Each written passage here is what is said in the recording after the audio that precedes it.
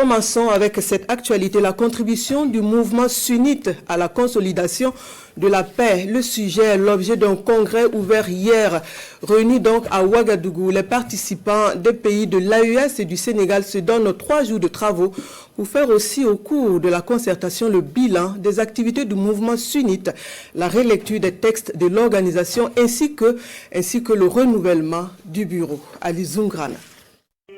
La paix et le vivre ensemble au Burkina Faso, le mouvement sunnite y attache du prix.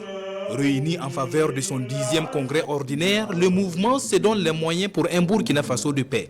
À ses assises, les congressistes envisagent de relire les textes qui encadrent le fonctionnement de leur organisation afin de les adapter au contexte législatif national. Une occasion de redevabilité également pour ces acteurs religieux. On a un plan quinquennal allant jusqu'à 10 ans. Donc déjà, ce que nous on a déjà fait, au niveau de l'enseignement, on a déjà construit au moins une dizaine d'écoles supérieures. On a construit à peu près 6 centres de santé.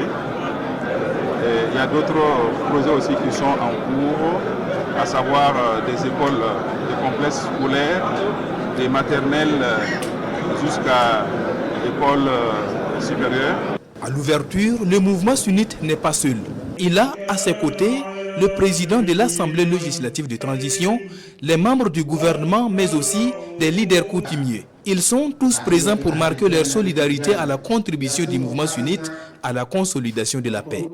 Chers congressistes, à travers vos actions sociales, vos prêches et votre présence sur le terrain, vous contribuez activement à la consolidation du vivre ensemble dans un contexte où les forces de division tentent d'affaiblir notre tissu social. Votre engagement en faveur de la paix, de la tolérance et de la cohésion sociale est stratégique. Pour les autorités, les réflexions du Congrès axées sur la consolidation de la paix constituent un appui précieux à l'action gouvernementale.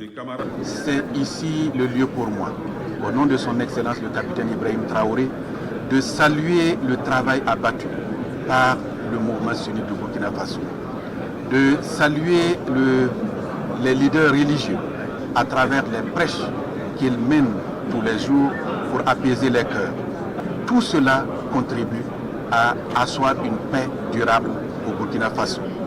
À l'issue des travaux de ce congrès, des recommandations fortes sont attendues, mais aussi le renouvellement du bureau pour un mandat de 5 ans.